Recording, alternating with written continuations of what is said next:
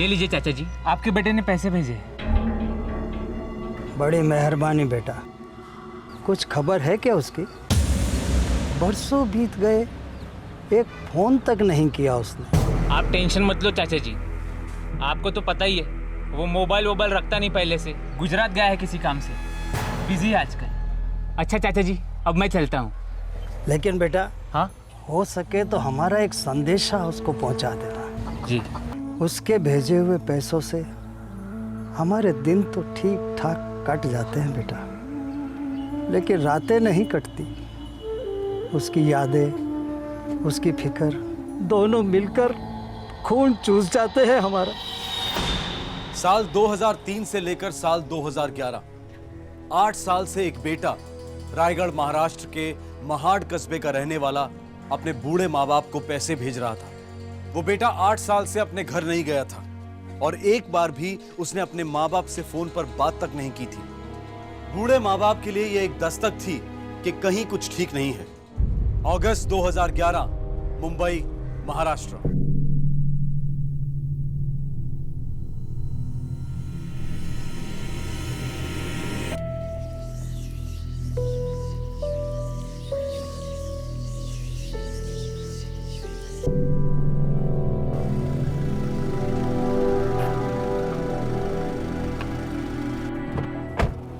अबे तो मैं क्या करूं? आज तारीख क्या है?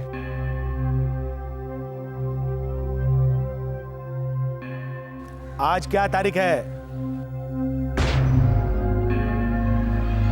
देवेंद्र सेठ साला अब भी मस्ती में घूम रहा है।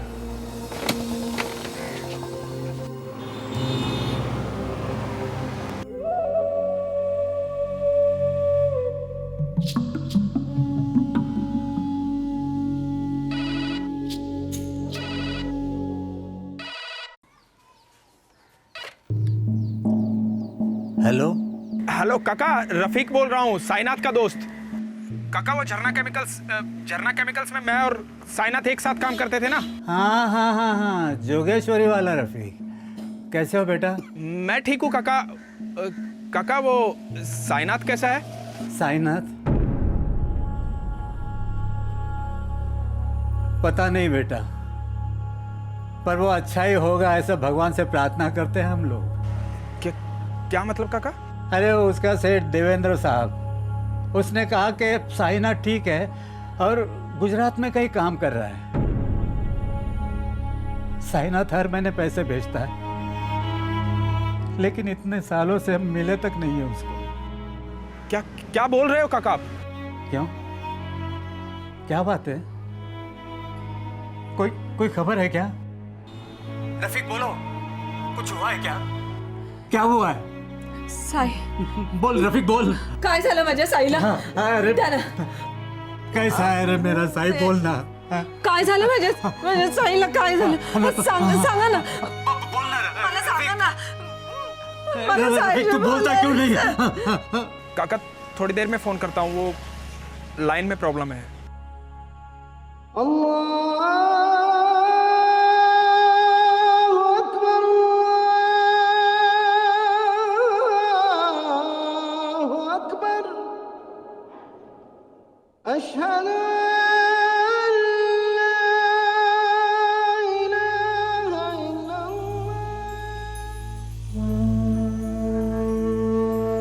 क्या बात है रफीक? नहीं, एकदम नर्वस दिखाई दे रहे हो। कुछ नहीं यार। रोजा खोलो। भेजे को कुछ खाया जा रहा है यार।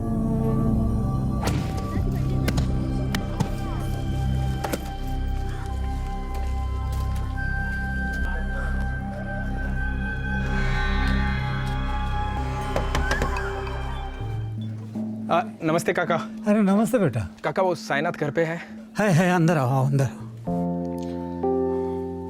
आराम से लेट जाइए। यार रफीक, आई की हालत तो देख ही रहा है, इसीलिए कल मैं जा नहीं पाया था और मुझे रुकना पड़ा यहाँ पे।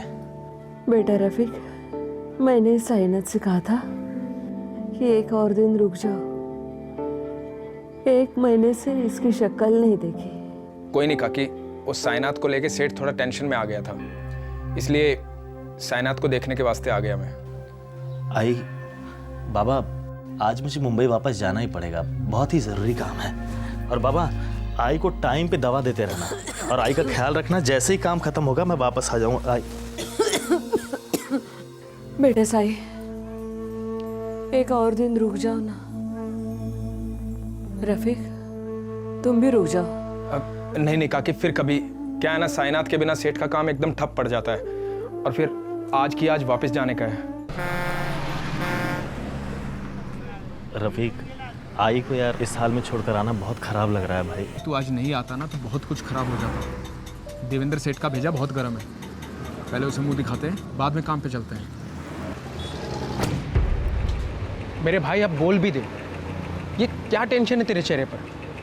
यार अशफाक, पिछले 8 साल से पेट में गांठ बांध के रखी है, अब और नहीं रख सकता यार। कैसी बात और कैसी गांठ? आज मैंने देवेंद्र सेठ को देखा, वही मेरा पुराना सेठ, वही ना जो तेरे अभी के सेठ का बिजनेस पार्टनर हुआ करता था। हाँ हाँ वही। तो उसको देखकर तुझे क्या प्रॉब्लम होने लगी? रफीक, तूने कहीं उसका पैसा तो गोल नहीं किया है ना? नहीं रे, उससे भी बड़ा गुनाह किया है मैंने। गुनाह?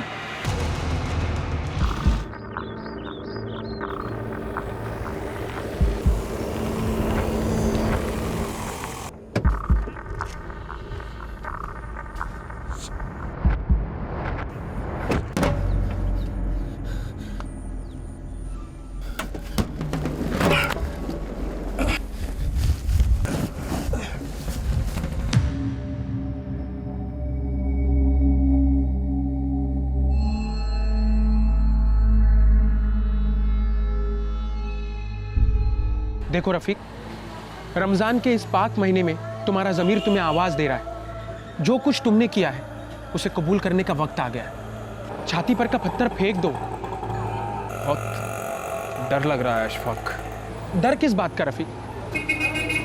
अल्लाह ने तुम्हें एक मौका दिया है। देखो, मेरी पहचान का एक पुलिस कांस्टेबल है क्राइम ब्रांच में, वो तुम्हारी मदद कर सकता है। अब नामदेव बावकर नाम है उसका।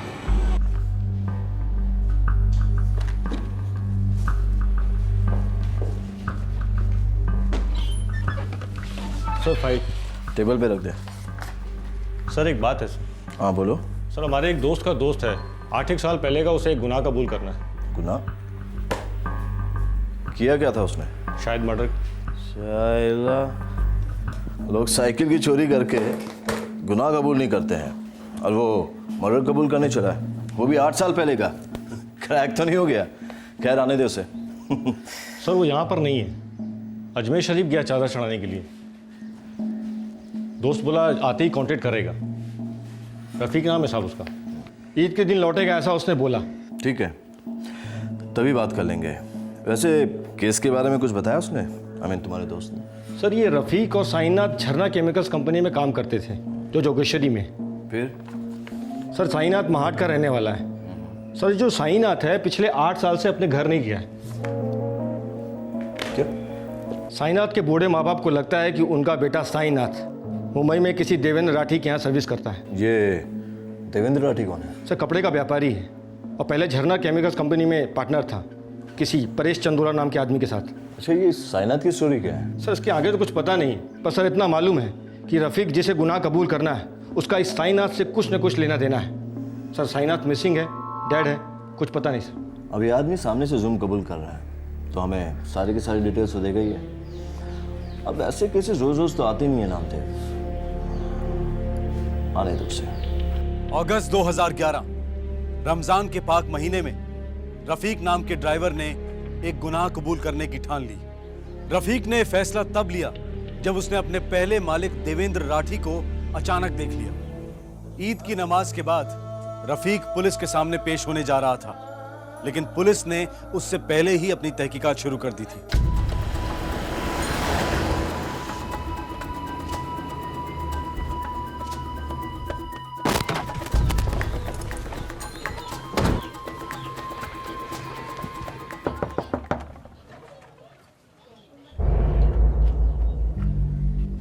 होए साहब, साईनाथ मेरा इकलौता बेटा है। और 8 साल से आप उसे कभी मिले नहीं?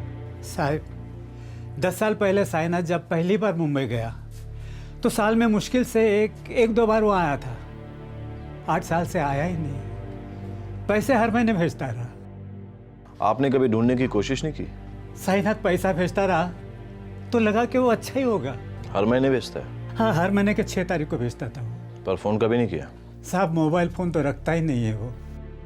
आप कहते हैं कि आपको लगता है कि साइनाथ अच्छा ही होगा। हाँ और 8 साल पहले आपने उसकी मिसिंग कंप्लेंट भी की थी, सही कह रहा हूं ना? हाँ, की थी साहब। आई, मैं वहाँ पे जाके 2 दिन में सारा काम खत्म कर लूंगा और फिर एक लंबी सी छुट्टी लूंगा और पूरे हफ्ते में लोग साथ में रहेंगे, ठीक है?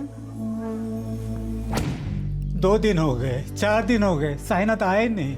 लेकिन आप तो कह रहे थे कि वो मुश्किल से साल में 1 या 2 बार आता है, लंबे लंबे अरसे तक गायब रहता है। आदत थी उसकी? हाँ साहब, उस वक्त मुझे एक फ़ोन आया था। किसका? नाम नहीं बोला। बोला क्या? वो बोला साइनाथ मुंबई में नहीं है और साइनाथ किसी खतरे में है। अरे भाई पहले तुम अपना नाम तो बताओ। नाम छोड़ो, काम की बात सुनो। पहले बोलो साइनाथ घर में है? वो यहाँ कैसे होगा? वो तो हमेशा मुंबई में होता है। इस वक्त वो मुंबई में नहीं है। तो फिर? ये जाकर तुम ढूंढो। बस इतना जान लो कि साइनाथ की जान खतरे में है। जल्दी कुछ करो। Hello hello hello hello. काय झालं? सब ठीक तो है ना? झरना केमिकल नाम की कंपनी है, जोगेश्वरी इलाके में कहीं है। जिसने आपको फ़ोन किया था उसने अपना नाम बताया? मैंने पूछा भी तो उसने मना कर दिया और फिर बीच में टेलीफोन काट दिया। हो सकता है किसी ने आपके साथ मजाक किया हो। साहब, मुझ गरीब बूढ़े के साथ में कोई क्यों मजाक करेगा? साहब, साइनाथ मेरा इकलौता बेटा है, मेरी मदद कीजिए साहब।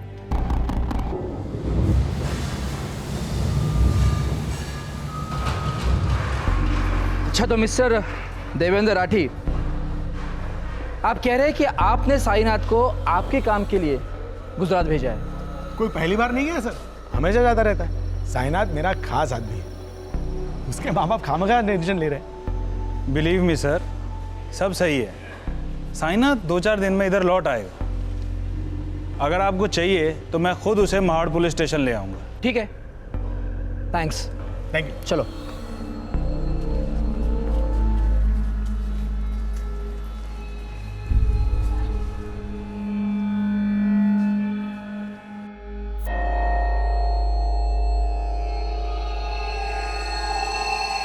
ठीक है, तू मुझे मत समझा।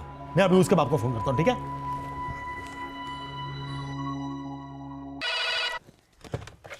हेलो दीनानाथ जी, देवेंद्र बोल रहा हूँ। देवेंद्र राठी, साईनाथ का सेठ। हाँ, नमस्ते साहब। ये क्या है दीनानाथ जी? आपने मेरे खिलाफ पुलिस कंप्लेंट कर दी?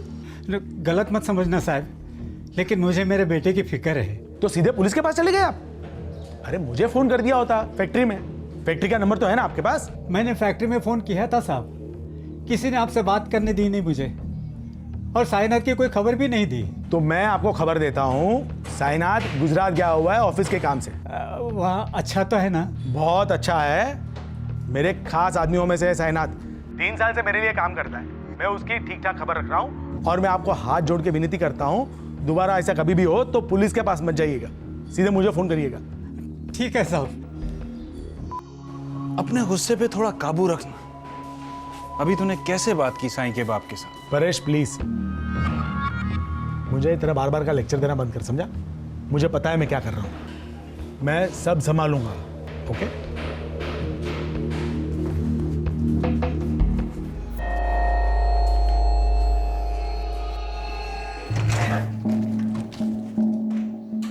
साहब, मुझे मेरी कंप्लेंट वापस लेनी है साहब। क्यों? उसके मालिक देवेंद्र सेठ ने सामने से फ़ोन कर मुझे बोला है। अब उनके खिलाफ मैं कंप्लेंट चालू रखना नहीं चाहता साहब।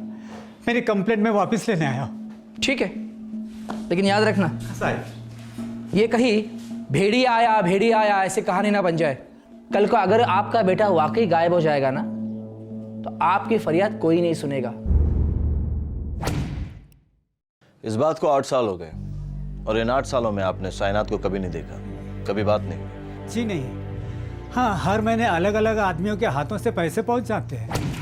काका नमस्ते, साईनाथ ने पैसे भेजे इस महीने के। हाँ, चाचा साइनाथ पैसे भेजा है। नमस्ते काका। हम हर आने वाले को पूछते हैं, कहाँ है हमारा साई, कब आ रहा है। सब बोलते हैं मुंबई के बाहर गुजरात में है, यहाँ है वहाँ है। और वो पैसा भेजता रहा तो सोचा उसे कुछ हो ही नहीं सकता। अभी 2 दिन पहले उसके दोस्त रफीक का फोन आया था, पूछ रहा था सब ठीक तो है ना। साहब, ये दीनानाथ ने महाट पुलिस स्टेशन से कंप्लेन वापस ले ली थी। हो सकता है उन लोगों ने फाइल क्लोज कर दी हो। सर, छानबीन पूरी ही नहीं हुई होगी। ऐसा भी हो सकता है नामदेव, लेकिन तुम्हें लगती है थोड़ा अजीब सी बात है। साइनाथ 8 सालों से पैसे भेज रहा है लेकिन शक्ल नहीं दिखा रहा है। सर, कल ईद के चांद निकलने का ऐलान होने वाला है। मतलब परसों सुबह ईद की नमाज के बाद ये रफीक अपने पास आ जाएगा। ठीक है, तो तुम ऐसा करो कि देवेंद्र परेश को हाजिर करो। थोड़ा नंगा करना पड़ेगा इन सालों को, बहुत कुछ छुपा रहे हैं हमसे। झरना केमिकल्स हम पार्टनरशिप में चलाते थे, लेकिन 2005 के बाद हम अलग हुए। ये साइनाथ और रफीक आप दोनों के यहाँ पे काम करते थे झरना केमिकल्स में। दोनों हमारी कंपनी के ड्राइवर्स थे, लेकिन 2005 में जब कंपनी स्प्लिट हुई तो रफीक मेरे साथ और साईनाथ देवेंद्र के साथ आ गया। मिस्टर देवेंद्र जी, साइनाथ कहाँ है? भोपाल मेरे किसी काम से गया है। बात कराएंगे? श्योर।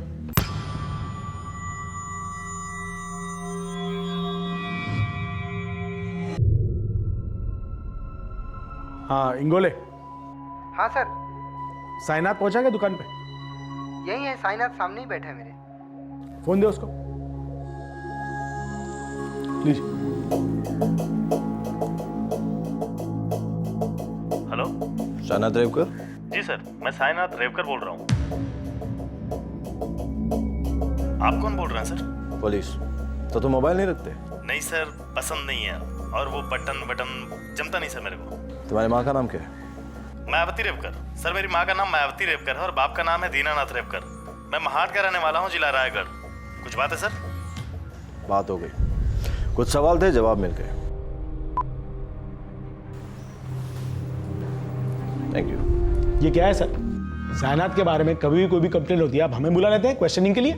मिस्टर देवेंद्र, 8 साल पहले आपने रफीक को महाट भेजा था साइनाथ को घर से ऑफिस लाने के लिए। हाँ भेजा था। ऐसी क्या एजेंसी आ गई थी मिस्टर देवेंद्र कि आपको साइनाथ को बीमार माँ को छोड़कर यहाँ बुलाना पड़ा? हमारी कंपनी में 2 ही भरोसे के आदमी थे, साइनाथ और रफीक।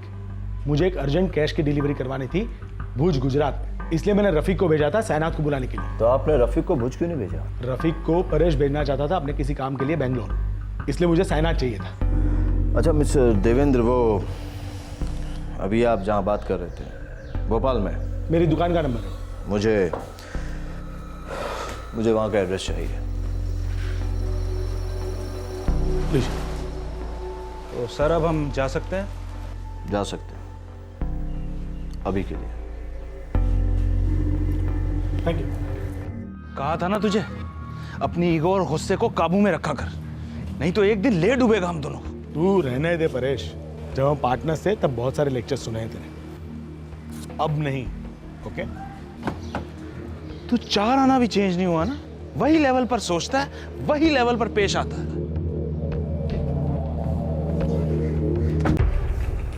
सर, मैंने भोपाल पुलिस को संदेश भेजा है सर, दुकान में जाकर साईनाथ की तस्वीर खींच कर लाने के लिए।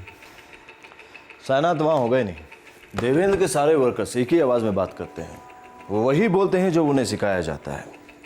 सवाल एक होता है लेकिन जवाब 10 मिलते हैं। नामदेव, मुझे तो डाउट है कि कहीं साइनाथ के साथ कुछ हुआ ना हो जिसे सब मिलकर छुपाना चाहते हैं। खैर, वो रफीक की क्या खबर है? सर, रफ़ीक की बीवी राबिया से मैंने बात की थी, वो बोली कल वो अजमेर से निकलने वाला है।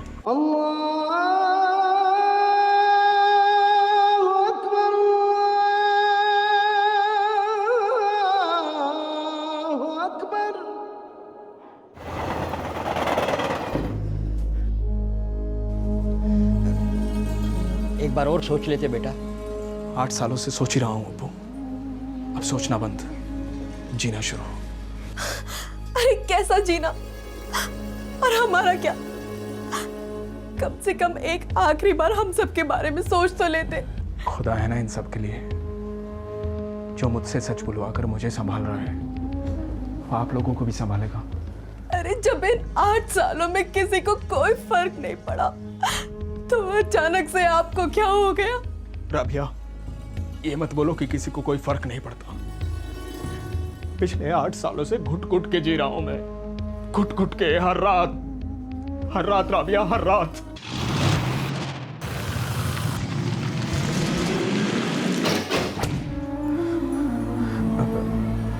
आज सबसे पाक दिन है। आज मैं अपने सारे गुनाहों के दाग धो दूंगा।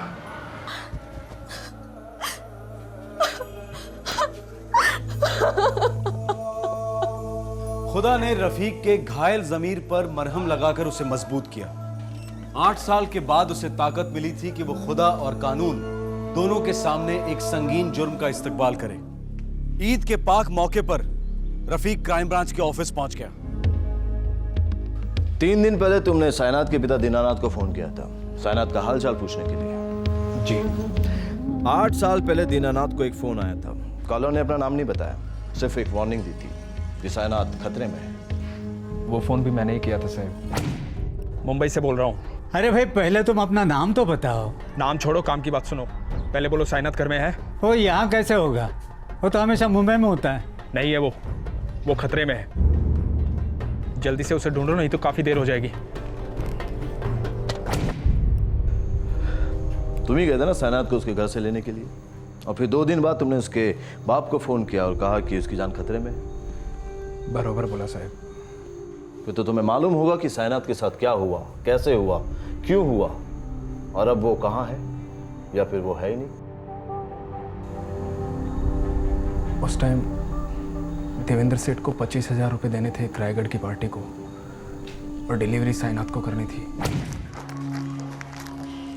रायगढ़ में देवेंद्र भाई हैं जी। कल सुबह तक ये पैकेट उनके हाथ में होना चाहिए किसी भी हालत में। पहुंच जाएगा साहब, रायगढ़ तो अपना इलाका है। चलो। लेकिन दूसरे दिन देवेंद्र सेठ को गोवर्धन सेठ का फोन आया। उनको 25,000 की डिलीवरी मिली ही नहीं थी। क्या कर रहा है देवेंद्र? अरे वो साइनात कहीं फंस गया होगा। नहीं, साला मेरे भरोसे पे थूक के गया, वो भाग गया मेरे पैसे लेके।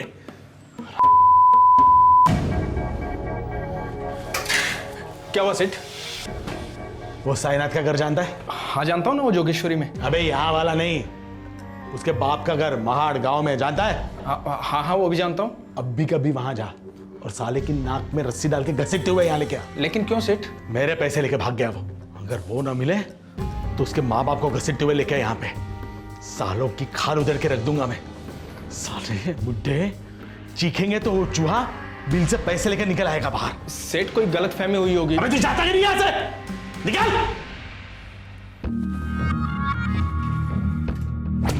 साहब, साइनात मेरे को बोला था कि रायगढ़ की डिलीवरी के टाइम अपनी माँ से मिलता हुआ जाएगा। मेरे को यकीन नहीं था साहब कि वो पैसा लेके गायब हो सकता है, पर देवेंद्र सेठ के बोलने पे मैं चेक करने के वास्ते गया। यार रफीक, ये रायगढ़ वाली डिलीवरी ना पहले कर लेते हैं, इसके बाद चलते हैं मुंबई। मेरे भाई पहले से बहुत गर्म है वो। तू एक काम कर, मेरे साथ मुंबई चल। बात की बाद में देखेंगे यार। चल मुंबई चल। आई सब सेठ जी, मेरी आई की तबीयत बहुत ज़्यादा खराब थी सेठ जी। मैं सिर्फ 1-2 घंटे के लिए घर चला गया।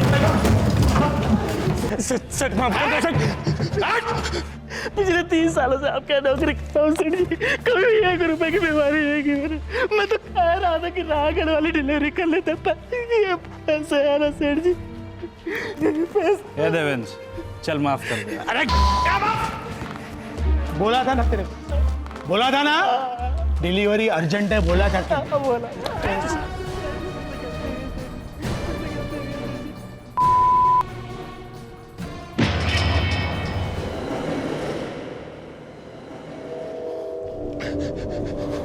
देवेंद्र सेठ शुरू से ऐसा ही आदमी था।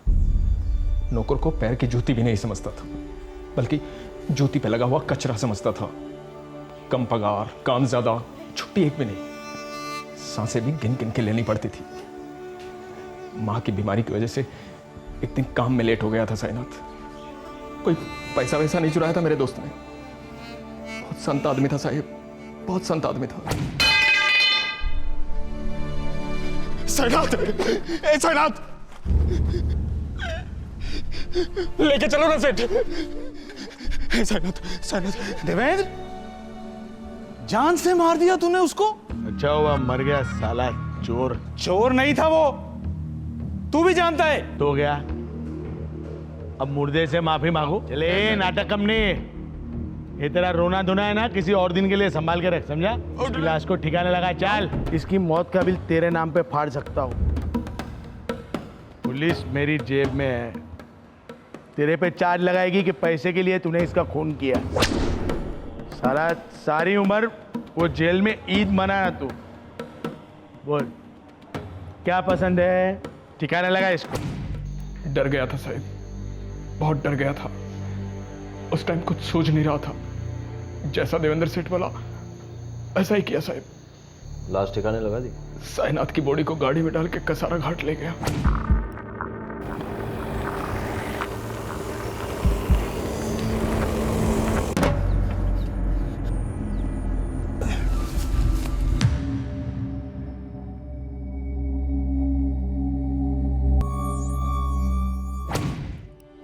साईनाथ की बॉडी को कसारा घाट में फेंक दिया साहब। मैं जानता था जो मैंने किया है बहुत बड़ा गुनाह है, पर सामने से कबूल करने में डर लगता था साहब। फिर भी मैंने कसारा घाट पुलिस को फोन किया कि खाई में बॉडी है, नहीं तो मेरे दोस्त को चील कौवे खा जाते साहब। कसारा पुलिस स्टेशन में फोन करो, हम वहां पहुंच रहे हैं।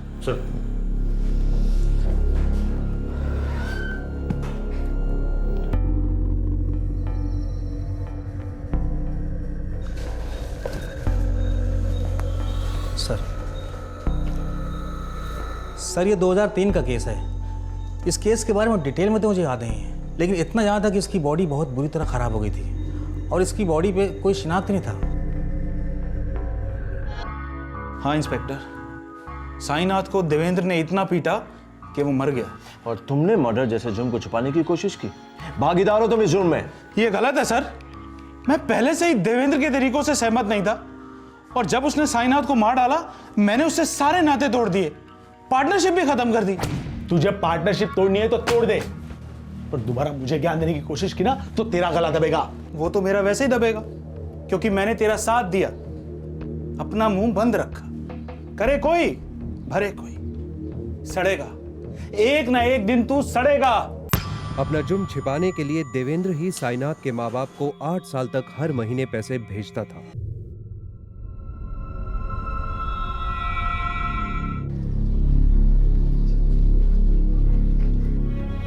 हमें लगा वो हमसे नाराज है।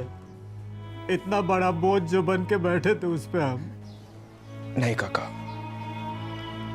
बहुत अच्छा आदमी था आपका बेटा, बहुत प्यार करता था आप दोनों से।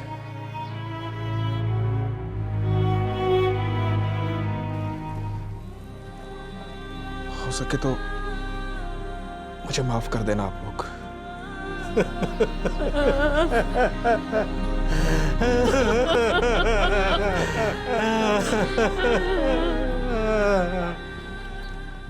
8 साल बाद ही सही, लेकिन जो तूने किया है बहुत सही किया रफीक।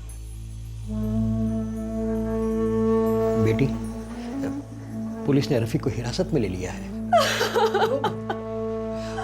रो मत बेटी, जब खुदा की अदालत ने उसे हिम्मत दी है तो इंशाअल्लाह इंसान की अदालत भी उस पर जरूर रहम करेगी। रफीक को इस जुर्म को छिपाने के चार्जेस पर सजा तो जरूर होगी, लेकिन जरा सोचिए, अगर रफीक सामने आकर इस निर्दयी हत्या का पर्दाफाश नहीं करता तो साईनाथ की मौत का रहस्य हमेशा रहस्य ही बना रहता। उसकी लावारिस लाश का केस पुलिस फाइलों के ढेर के नीचे होता, जहां उसे धूल तक नसीब नहीं होती। उसका हत्यारा देवेंद्र राठी खुलेआम घूमता रहता और साईनाथ के माँ बाप झूठी आस और गलत फहमियों में अपनी आखिरी सांस लेते। क्राइम पेट्रोल दस्तक रफीक जैसे बहादुरों की दाद देता है, जो अपने जमीर की दस्तक सुनते हैं, फिर चाहे जो हो जाए। फिर होगी आप सबसे मुलाकात, तब तक अपना ख्याल रखें, सुरक्षित रहें। जय हिंद।